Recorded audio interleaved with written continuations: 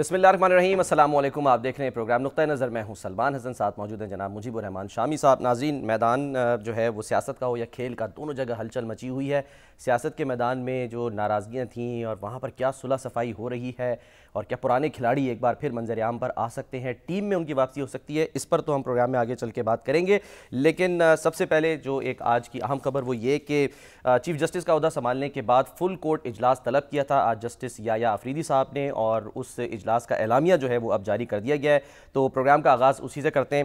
شامی صاحب، سر اعلامیہ جاری کر دیا گیا ہے اور بیک لاگ جو ہے اس وقت جو کیسز جو التوا ہیں، زیر التوا ہیں، ان پر زور دیا گیا ہے، اور رجسٹرار نے بتایا کہ سر 59,191 کیسز۔ اہم بات یہ ہے تمام جج صاحبان شریک ہوئے ہیں۔ جسٹس منصور علی شاہ عمرے کی ادائیگی کے سلسلے میں سعودی عرب میں ہیں، لیکن انہوں نے وہاں سے ویڈیو لنک کے ذریعے شرکت کی ہے۔ یہ بڑی اہم بات ہے، آپ سے کہہ رہے ہیں۔ اور اس میں پھر اس بات پہ غور ہوا ہے کہ کتنے مقدمات زیر التوا ہیں اور ان کا کس طریقے سے ان کی سماعت ہو، اور رجسٹرار نے بتایا 59,191 مقدمے جو ہیں وہ زیر التوا ہیں۔ اب یہ اس میں فیصلہ ہوا ہے کہ جو جسٹس منصور علی شاہ صاحب کا یعنی ایک ان کا سسٹم ہے، کیس مینجمنٹ سسٹم، جی ہاں، جو انہوں نے نافذ کیا تھا، اس کو مزید نافذ کیا جائے 1 مہینے کے لیے، اور ان مقدمات کو جلد سے جلد فیصلہ کرنے کی کوشش کی جائے۔ صحیح۔ اب یہ جو ہمارے یہاں فل کورٹ ہے نا، اب اسی پہ بڑا ہنگامہ ہو گیا۔ اچھا، فل کورٹ بلائی جائے نہ بلائی جائے، اور ایک زمانے میں تو جو جج ہوتے تھے سپریم کورٹ کے وہ فریکوینٹلی ملتے تھے، دیکھیں نا ابھی دیکھیں ٹی بریک پر اس پر ان کی ملاقات ہونی چاہیے، اب بھی ہوتی ہوگی میرا خیال ہے، لیکن آہستہ آہستہ چیزیں بہت تبدیل ہو گئیں۔ جو سپریم کورٹ کے جج ہیں وہ کسی بھی سوسائٹی میں معزز ترین، باوقار ترین لوگ سمجھے جاتے ہیں، جن کے کردار پر کوئی انگلی نہ اٹھا سکے۔ صحیح، کیونکہ وہ تصفیہ کرتے ہیں نا، آخری رائے ہوتی ہے ان کی، حتمی رائے عدالت کے، یعنی آپ دیکھیے شہریوں کے درمیان، ریاست کے اور شہریوں کے درمیان، صوبوں کے اور وفاق کے درمیان، اور اداروں کے درمیان، ان کی جو رائے ہے، جب کوئی تنازع ہوتا ہے، جب کوئی یعنی اختلاف رائے پیدا ہوتا ہے، تو وہ اس کا تصفیہ کرتے ہیں، ان کی رائے حرف آخر سمجھی جاتی ہے۔ بالکل۔ اب اگر وہی ایک دوسرے سے ملنے کے روادار نہ ہوں، اور وہی چٹھیاں لکھ رہے ہوں لمبی لمبی، اور وہ جناب جاری کر رہے ہوں میڈیا کو، اور ایک ساتھ والے کمرے جو ہے 7 کمرے ہیں، ایک دوسرے کے کمرے میں نہ جا سکے، تو یہ بڑی ایک افسوسناک صورتحال پیدا ہوئی۔ اور جسٹس عمر عطیہ بندیال صاحب کے دور میں تو ایسا ہوا کہ بار بار لوگ مطالبہ کرتے تھے فل کورٹ کا اجلاس بلایا جائے، نہیں بلایا گیا، یہ مقدمہ فل کورٹ کو دیا جائے، وہ نہیں سنتے تھے۔ ہمارے چیف جسٹس صاحبان جو ہیں، جسٹس سجاد علی شاہ سے یہ بدعت شروع ہوئی کہ 2 یا 3 جونیئر جج، پھر ہم خیال جج ساتھ بٹھا لیے جاتے، اور ہر دھڑا دھڑ فیصلہ ہوتا، اور سینئر ترین جج جو ہیں وہ شکل دیکھتے رہتے، یا ان کو مختلف شہروں میں جو بینچ کام کر رہے ہیں ان میں بھیج دیا جاتا۔ بہرحال بندیال صاحب کے دور میں بھی پھر یہی ہوا، بندیال صاحب کے دور میں بھی یہی ہوا، ثاقب نثار صاحب کے دور میں بھی یہی ہوا، اور افتخار چودھری صاحب نے البتہ ان پہ جو بھی تنقید کی جائے، لیکن انہوں نے اپنی عدالت جو تھی اس کو متحد رکھا تھا، یعنی عدالت میں ایسا نہیں تھا کوئی تفریق ہو یا پھوٹ پڑی ہوئی ہو۔ صحیح۔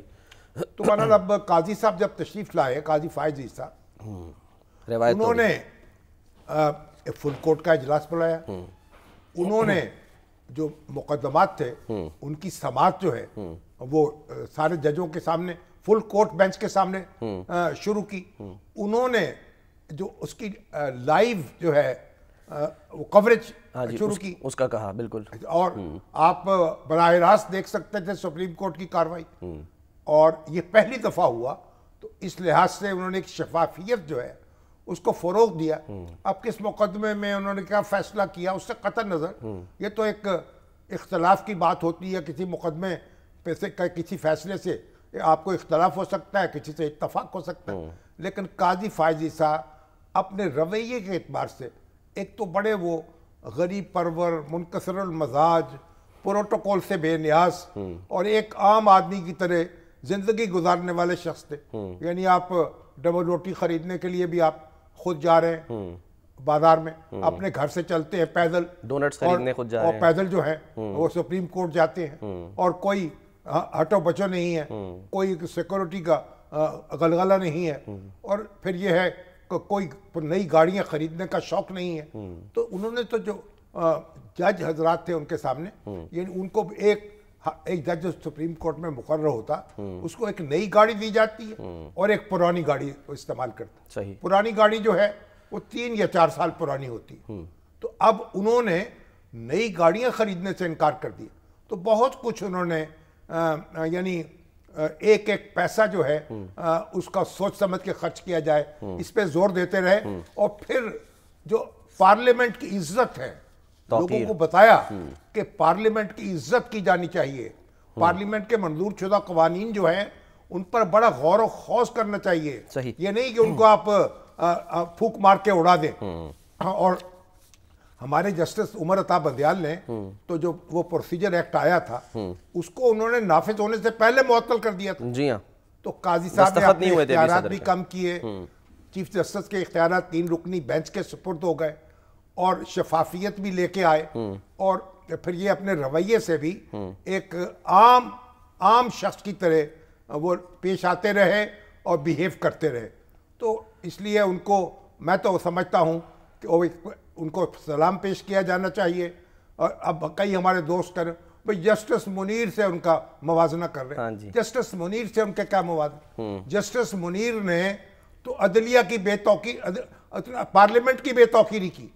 جب گورنر جنرل غلام محمد نے ہماری پارلیمنٹ کو انہوں نے تحلیل کر دیا, جس کا ان کو کوئی اختیار حاصل نہیں تھا, کوئی حق حاصل نہیں تھا, کوئی لکھا ہو نہیں تھا دستور میں, اور انہوں نے کہا کہ نہیں ہم تو یہ سن ہی نہیں سکتے, کیونکہ ہم عدالت کو جو اختیار دیا تھا رٹ جاری کرنے کا دستور ساز اسمبلی نے پاکستان قائم ہونے کے بعد, انہوں نے کہا اس پہ گورنر کے دستخط نہیں تھے, گورنر جنرل کے, اس لیے یہ ویلڈ قانون نہیں ہے. حالانکہ مجلس دستور ساز جو ہے وہ ساورن ہوتی ہے, اس کے کسی پاس کردہ قانون پر کوئی گورنر جنرل ہے اس کی توثیق کی ضرورت نہیں ہوتی. گورنر جنرل کون ہوتا ہے؟ وہ تو تاج برطانیہ کا ایک نمائندہ ہوتا ہے. صحیح. اور انہوں نے پارلیمنٹ کی بے توقیری کی, فرد واحد کی تابعداری کی, اور قاضی صاحب نے پارلیمنٹ جو ہے اس کا احترام کیا, پارلیمنٹ کی اختیارات جو ہیں ان کا احترام کیا, اپنے اختیارات بھی بانٹے اپنے, تو ان کو جسٹس منیر سے تو کوئی موازنہ نہیں ہے ان کا بالکل. یعنی ایک مشرق ہے, ایک مغرب ہے, ایک رات ہے, ایک دن ہے, مگر سوچے سمجھے بغیر, کیونکہ ہم یہ الفاظ استعمال کرتے ہیں, موٹے موٹے الفاظ ہیں. انہوں نے کہا نا, جیسے انہوں نے کہا کہ اپنا جاٹ رے جاٹ تیرے سر پہ کھاٹ, صحیح تیلی تھا, اس نے کہا تیرے تیلی تیرے سر پہ کولو.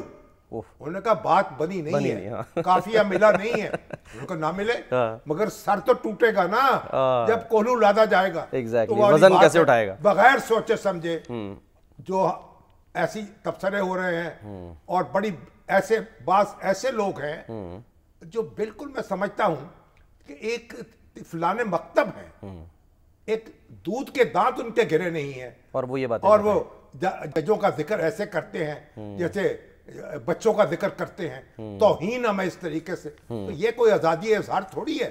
آپ تمیز کے ساتھ, ایک آداب کے ساتھ, اخلاق کے ساتھ اپنی بات کریں. تمہارا قاضی صاحب جو ہیں وہ رخصت ہوئے, اب یحییٰ آفریدی صاحب آ گئے.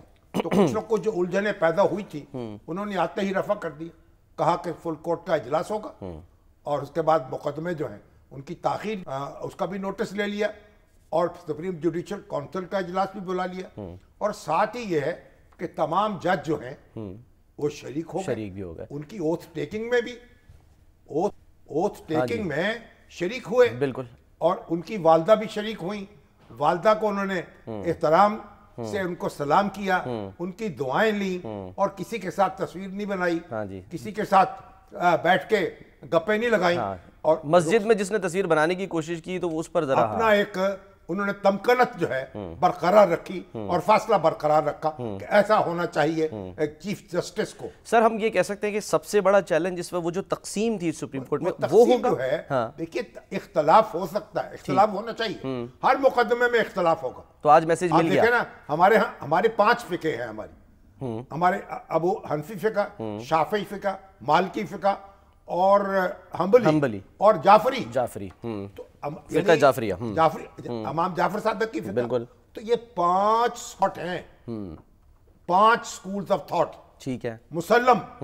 تو اختلاف تو ہوگا, ایک انٹرپریٹیشن کا اختلاف تو ہوگا, لیکن اس کا مطلب یہ تو نہیں ہے کہ آپ جتھے بنا لیں, آپ سیاسی جماعتیں بنا لیں, ایک دوسرے سے بات کرنے کے روادار نہ ہو. یہاں تو ایسا تھا کہ جب امام شافعی ابو حنیفہ کے مزار پر گئے تو انہوں نے رفع یدین نہیں کیا وہاں. اچھا, پوچھا یہ کہ ان کا مجھے صاحب مزار جو ہے ان کا احترام تھا. واہ, وہ نہیں کرتے تو ہم بھی نہیں. دیکھیے بات یہ ہے کہ یہ اب کیا ہوا ہے کہ آپ روٹھے ہوئے ہیں, آپ اپنے بھئی مسئلہ کیا ہے, آپ کی اپنی انٹرپریٹیشن ہے, ایک ہی اپنی انٹرپریٹیشن ہے, اس میں روٹھنے کا کیا سوال ہے, اس میں منہ بسوڑنے کا کیا سوال ہے. تو آپ کی طرف ججوں کی طرف, سپریم کورٹ کے ججوں کی طرف پوری قوم رہنمائی کے لیے دیکھتی ہے, ان سے وہ قوت حاصل کرتی ہے, اور اس سے ملک کا چہرہ وقار ہوتے ہیں وہ. تو ان کو چاہیے کہ اسی طریقے سے اپنے وقار کو برقرار رکھیں. سر وقار کو برقرار رکھتے ہوئے کیا اب جسٹس منصور علی شاہ صاحب ظاہر ہے ناراض ہے, وہ پریکٹس اینڈ پروسیجر کمیٹی کا حصہ نہیں بن رہے تھے, آپ کو لگتا ہے اب وہ بیٹھیں گے, اس میں آ جائیں گے؟ انہوں نے قبول کر لی. دیکھیے اب اس جو کمیٹی ہے جو مقدمات فکس کرے گی, اس میں ان کو شامل کر لیا گیا. منصور علی شاہ بھی ہوں گے, منیب اختر بھی ہوں گے, بلکہ جسٹس منصور علی شاہ صاحب نے جو خط لکھا, یعنی جب قاضی صاحب کے ریفرنس میں شرکت نہ کرنے کا جو جواز دیا, وہ بھی بڑا سخت الفاظ استعمال کر لیے. آپ نے اپنے کالم میں بھی ذکر قاضی کیا صاحب کا اپنا وقار تھا اور ان کا اپنا وقار ہے. ٹھیک ہے, اختلاف کر سکتے تھے, تنقید بھی کر سکتے تھے, تھوڑی احتیاط بھی کر لیتے, اس کا بری بات تھی. آپ دیکھیں, آپ سخت سے سخت بات نرم لہجے میں کہہ سکتے ہیں, اور نرم سے نرم بات سخت لہجے میں کہہ سکتے ہیں. بے شک. تو ہمیں تو ہماری تو تربیت کیا ہے, ہمارے والد صاحب نے کبھی ہم کو تو کر کے بلایا نہیں. آپ جناب, ہمارے گھر میں تو بولا ہی نہیں جاتا. ہم تو جو ملازم ہیں ان کو بھی صاحب کہہ کے بلاتے ہیں. ہمارے والد بھی, ہمارے بچے جو ہیں ان کو انکل کہہ کے بلاتے ہیں, اور بچے, چھوٹے بچے جو ہیں ہم اپنے پوتوں کو, نواسوں کو صاحب کہہ کے بلاتے ہیں. تو آپ اگر عزت کریں گے, اپنی دوسروں کی عزت کریں, اپنی عزت کرائیں, اور قوم کو بھی حوصلہ دیں. قوم نے آپ کو سر پہ بٹھایا ہے, آنکھوں پہ بٹھایا ہے, اتنا منصب جو ہے آپ کو عطا کیا ہے, اس قوم کے ساتھ یہ سلوک تو نہ کرے نا کہ اس کا حوصلہ ہی توڑ دیں, اس میں زندہ رہنے کی امنگ چھین لیں. تو ایسا نہ کریں, ایک ایک لفظ تول کر بولیں, ایک ایک قدم سوچ کر اٹھائیں. آپ سے بڑی امیدیں ہیں, آپ ہمارے بڑے ہیں, بڑے بن کر رہیں. چلیں. اچھا سر, جب 26ویں ترمیم ہو گئی تھی, ہمارا اب یہ ہے ایک اچھی شروعات ہوئی ہیں. ٹھیک ہے. اور افریدی صاحب جو ہیں ان کو بلکہ داد دینی چاہیے. اچھا. اور انہوں نے جو اپنے ریزے جوڑ رہے ہیں, اور ایک متحد کر رہے ہیں عدالت کو, اور یہ بڑا اچھا اقدام ہے. سر یہ خدا نہ خواستہ کہیں مطلب اگر ایک یونٹ بن گیا اور پھر حکومت کو تو کوئی خطرہ نہیں ہوگا اس سے. یہ کوئی جتھا تھوڑی ہے یا کوئی سیاسی پارٹی تھوڑی ہے. اختلاف ہوتا رہے گا, قانونی معاملات پہ, آئینی معاملات میں مختلف رائے ہوتی رہے گی. صحیح. لیکن اس کا نہ تو عدلیہ کو سمجھنا چاہیے کہ وہ کوئی اپوزیشن کی جماعت نہیں ہے, عدلیہ اپوزیشن پارٹی نہیں ہے. عدلیہ تو انصاف دینے کا ادارہ ہے. اور نہ حکومت کو سمجھنا چاہیے کہ عدلیہ کو زیر کر کے تو کوئی حکومت جو ہے وہ بھی اپنے آپ کو بالا نہیں کر سکی. تو نہ عدلیہ کو چاہیے کہ وہ روپ جمانے کے لیے سمجھے کہ بس یہ منصب ان کے ہاتھ میں آ گیا. نہ حکومت کو چاہیے کہ وہ عدلیہ کو زیر کرنے کے منصوبے بنائے. دونوں کا اپنا اپنا کام ہے اور اپنا اپنا کام کریں اور آئین کو سر بلند رکھیں. آئین کا سر آپ نے ذکر کر دیا ہے. اب آئین کو جو ہے وہ اس پہ کچھ جو کمی بیشی رہ گئی تھی وہ بظاہر ایسا لگ رہا ہے کہ شاید کوئی 27ویں آئینی ترمیم جو ہے وہ آ رہی ہے. کل ملاقات ہوئی بڑی بلاول بھٹو زرداری صاحب جی ماڈل ٹاؤن ملے ہیں نا شہباز شریف صاحب. جی ہاں اپنی ایک ٹیم تھی, راجہ پرویز اشرف صاحب بھی تھے, ہمارے گورنر صاحب جو ہے سردار سلیم حیدر صاحب. اب سمجھ نہیں آتی مجھے کہ گورنر پنجاب جو ہیں وہ تو گورنر پنجاب ہے نا, اس کے بعد وہ پیپلز پارٹی کے لیڈر تو نہیں رہ گئے اب. سیاسی معاملات میں پنجاب ہونا چاہیے. ہاں جی لیکن ہمیں ذرا ہم نے اب چیزیں تکلف کو بالاج طاق رکھ دیا. اچھا جیالے بھی تو ہے نا. گورنر صاحب بھی تھے اور وہ ہمارے کیا اور کون تھا اور بھی سر ان کی یعنی کہ ٹیم تھی نا. تو میرا نوید قمر صاحب تھے. ہاں جی نوید قمر صاحب تھے. سر سوال یہ ہے کہ ایک مطلب ہائی پروفائل میٹنگ تھی اور ان کے مسلم لیگ کے بھی سینئر رہنما تھے. ہاں جی دیکھیں ایک تو آپ اس میں اعظم طارق صاحب بھی تھے اور رانا ثناء اللہ بھی تھے. اس کا مطلب ہے کہ قانونی اور آئینی معاملات میں بھی بات ہوئی ہوگی. تو انہیں بتایا ہے کہ 27ویں ترمیم پر بھی بات چیت ہو رہی ہے. صحیح. اب وہ کیا اگر تو کوئی مولانا جو فضل الرحمان ہے وہ غصے میں آ گئے. بالکل. انہوں نے کہا ہم نے چوڑیاں نہیں پہن رکھی, ہاں ہم بھی جناب بتا دیں گے, ہم سے بالا ہی بالا کو گڑبڑ کرنے کی کوشش کی گئی. اس پہ یار لوگوں نے تنقید شروع کر دی کہ بھائی عورتوں کی توہین ہو گئی ہے, عورتیں بھی بہادر ہو سکتی ہیں, عورتیں بھی بنظیر بھٹو ہو سکتی ہیں, عورتیں بھی محترمہ فاطمہ جناح کی طرح لڑ سکتی ہیں. لیکن بہرحال یہ بات تو اپنی جگہ مولانا نے ایک وارننگ دی ہے. لیکن میں نہیں سمجھتا کہ 27ویں ترمیم اگر آئے گی تو اس کا مطلب یہ ہوگا کہ 26ویں ترمیم میں جو نقطے رہ گئے ہیں خامیاں یا کوئی ان کو دوبارہ پاس کرانے کی کوشش کی جائے. میرا خیال جو یہاں کوئی الجھنیں ہوں گی یا خلا ہوں گے ان کو پر کیا جائے گا. اور دوسرا اہم مسئلہ یہ ہے کہ ایم کیو ایم سے وعدہ ہوا تھا کہ جناب یہ آپ کا جو بلدیاتی نظام لوکل باڈیز ہے نا ان کو بااختیار کیا جائے گا, ان کو اختیارات دیے جائیں گے, ان کا انتخاب جو ہے اس کا انعقاد یقینی بنایا جائے گا. اس کے لیے کانسٹیٹیوشنل گارنٹی ہوگی. اب تو کہیں انتخاب ہو جاتا ہے کہیں انتخاب نہیں ہوتا. اور ایک وہ بھی ہے پھر وہ ہمارے احمد ولی خان ہیں, وہ کہتے ہیں کہ خیبر پختونخوا سے خیبر اڑا دیا جائے. پتہ نہیں کیوں ان کو ایسا خیبر کیا برا لگتا ہے. یہ درہ خیبر جو ہے اس کی وجہ اس سے تو آپ داخل ہوتے ہیں تو خیبر سے گھبرائیں نا. اور خیبر تو دیکھیے درہ خیبر جو خیبر فتح کیا حضرت علی نے, تو لا فتح الا علی لا سیف الا ذوالفقار. تو بات یہ ہے خیبر سے نہ گھبرائیں, لیکن ہمارا گھبرائے ہوئے ہیں تو وہ کہتے ہیں کہ پختونخوا نام رکھا جائے, تو وہ بھی ان کی خواہش ہے. تو گویا اب اگر 27ویں ترمیم آئے گی تو وہ ان نکات پر ہوگی جو یعنی ذیلی حکومتوں کے بارے میں, لوکل باڈیز کے بارے میں یہ توقع کی جا سکتی ہے. سر ہم یہ کہہ سکتے ہیں انفنشڈ ایجنڈا تھا یعنی جو اب 27ویں ترمیم کے ذریعے آئے گا. ہاں باقی اگر ملٹری کورٹس وغیرہ ترمیم میں کچھ نقطے خلا رہ گیا, جیسے اب یہ ہے کہ اگر بھئی آپ کو پارلیمانی کمیٹی جو ہے وہ 8 ارکان منتخب کریں گے چیف جسٹس کو. 8 ارکان 12 ارکان کی کمیٹی ہے. جی ہاں 12 ارکان کی ہے, میجورٹی 2/3 جو ہے وہ متفق ہوں گے جس پہ اس کو چیف جسٹس بنایا جائے گا. صحیح ہے. 3 ججوں میں سے, سینئر موسٹ ججوں میں سے. اب اگر سوال یہ ہے کہ اگر 8 ارکان نہ متفق ہوں, 7 اور 5 ہو جائیں, پھر کیا ہوگا؟ 6 اور 6 ہو جائیں, پھر کیا ہوگا؟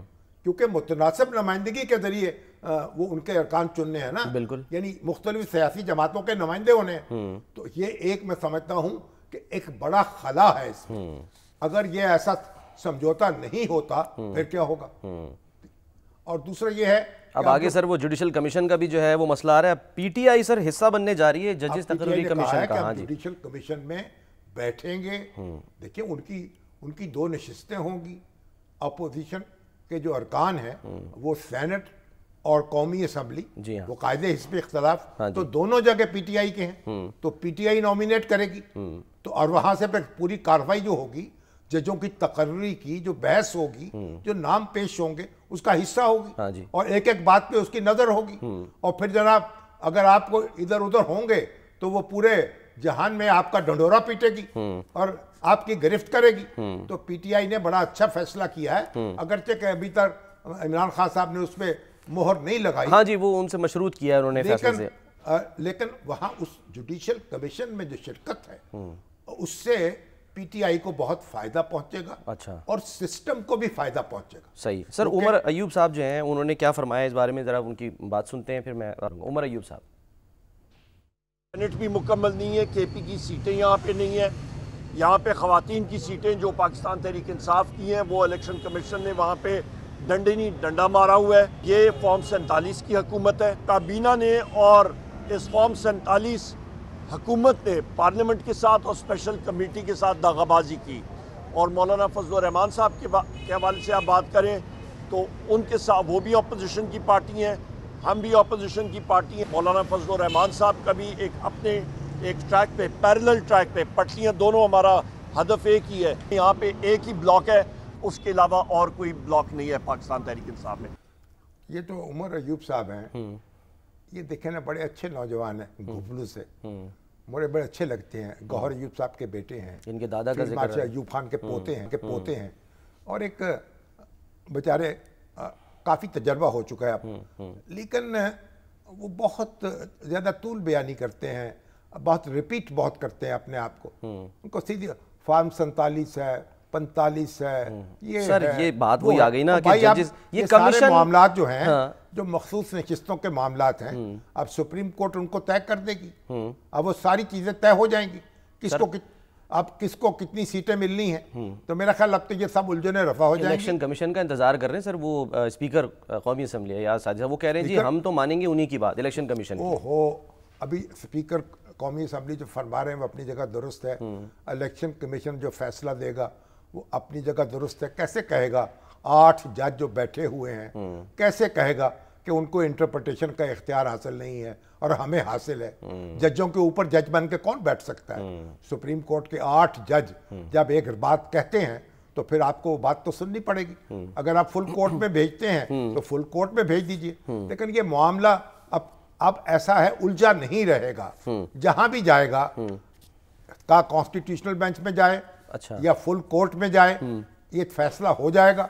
और इस पर कोई उमर अयूब साहब को गवाना नहीं चाहिए और तैयारी करनी चाहिए, पार्लियामेंट के अंदर अपना किरदार अदा करें और ज़्यादा उलझाव ना पैदा करें, चीज़ों को सुलझाने की तरफ जाएं। सर मैं उनको भी सुन रहा था, बैरिस्टर गौहर साहब, वो क्योंकि ज़ाहिर है उनसे पूछा गया 26वीं 27वीं तरमीम आ रही है उसके बाद, तो वो कह रहे हैं कि जी हमें एक बात जो वो कहते हैं कि एक तो हमें चीफ जस्टिस से कोई इख्तलाफ नहीं है, तरीक़ा कार पे इख्तलाफ है। ये भी अजीब सी बात, चले मान लिया सर, लेकिन यह कि शख्सी तौर पर उनका एहतराम करते हैं। देखिए उनको एक आईनी तरीके के मुताबिक चीफ जस्टिस बनाया गया है और इसलिए उनका एहतराम भी लाजम है।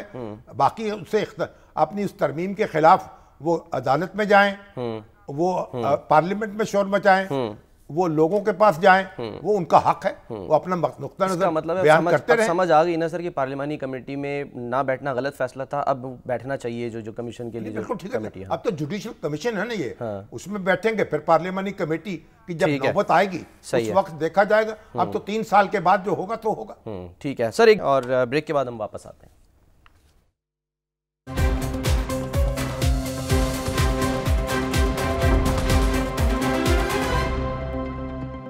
Welcome back sir. 3 अक्टूबर के बाद आज सहाफ़ियों ने बिलाखिर दीदार किया बानी पीटीआई का, जब 190 मिलियन पाउंड केस की वहाँ समाअत हुई और वहीं से खबर निकली। राय अहमद भट्टी साहब जो हमारे कॉरेस्पॉन्डेंट हैं, उन्होंने बताया कि जी फैसल चौधरी साहब और सलमान अकरम रजा साहब की सुलह भी हो गई है। तो फैसल चौधरी साहब भी हमारे साथ हैं, उनसे भी बात करेंगे, लेकिन अगर क्विकली हम राय भट्टी साहब कैसे लगे, शेव बनाई हुई थी माशाल्लाह। जी हाँ, आज तो शेव करके आए थे, बड़े निखरे हुए नजर आ रहे थे।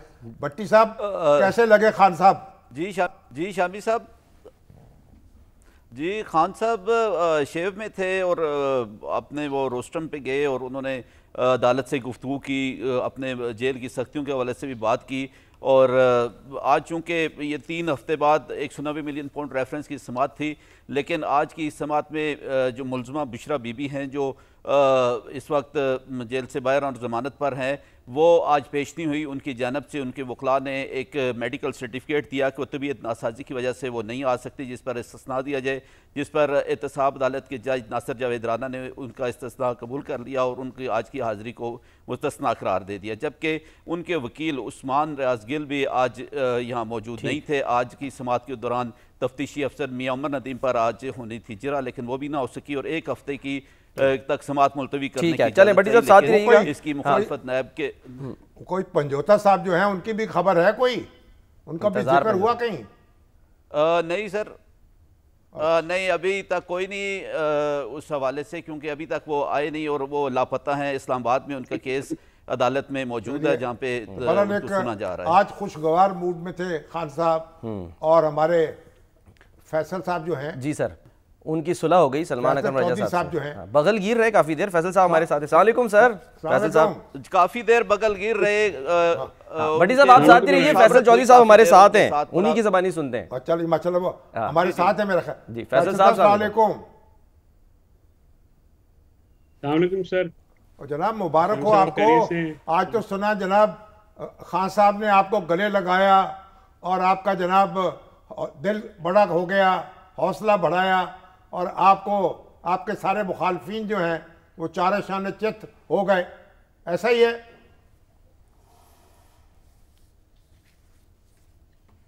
और खान साहब की शामिल साहब बहुत मेहरबानी रहती है मेरे ऊपर, जो है वो हमेशा जो है वो एक मेहरबानी करते हैं और उस जो है वो on the TV wait sorry तो जो है वो मेहरबानी करते हैं और जो इस सारे में अच्छा चलो मैं करता हूँ, सॉरी। कोई नहीं फैसल साहब, आ जाते हैं, बच्चे भी आ जाते हैं। आप क्या तो खान साहब ने हमेशा मेरे पे बहुत मेहरबानी की है। He is been very kind to me और मेरा उनके साथ जो साथ है वो आज का नहीं है, वो सालों पे मुहित है और वो हमें और हम उनको बहुत अच्छी तरह से जानते हैं।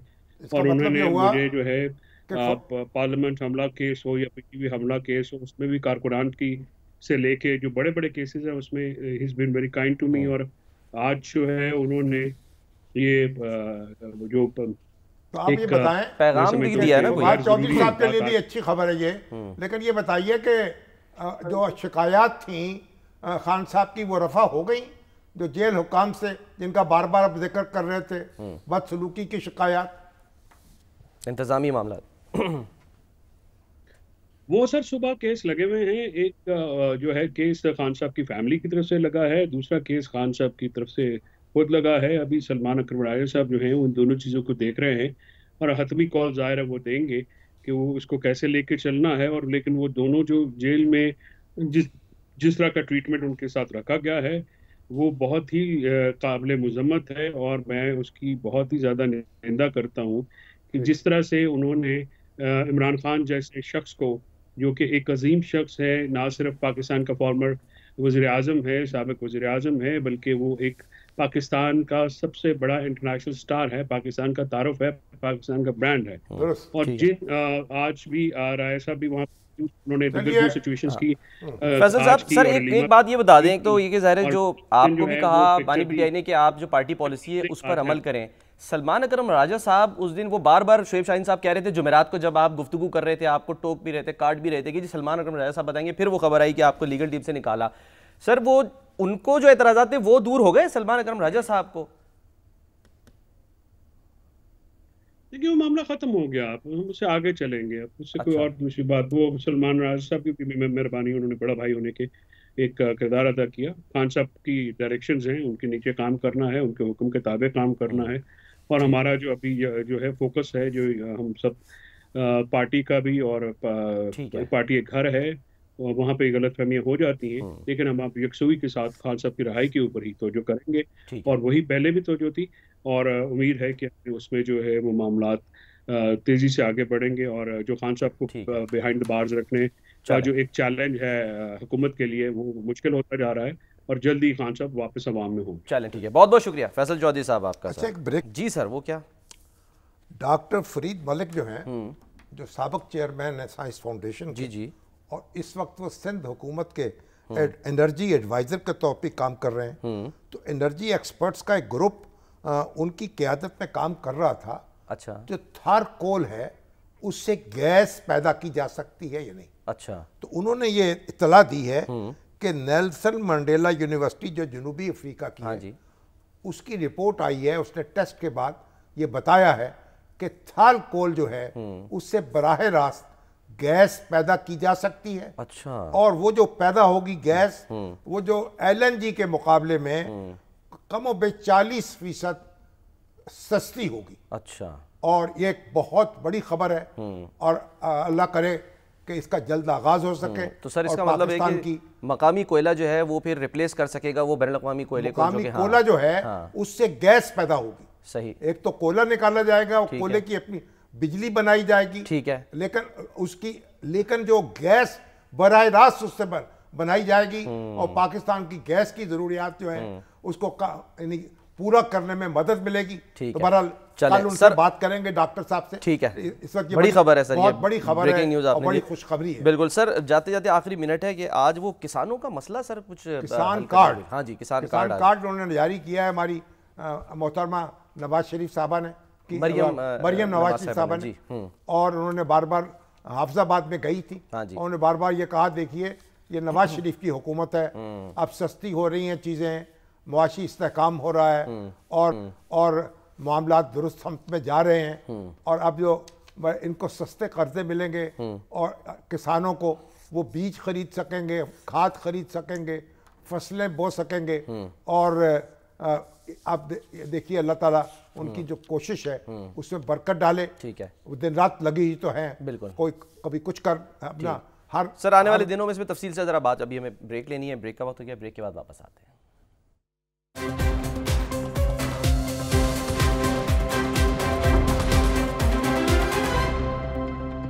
پروگرام کا وقت ختم ہوتا ہے ناظرین, اپنا خیال رکھیے. اللہ حافظ.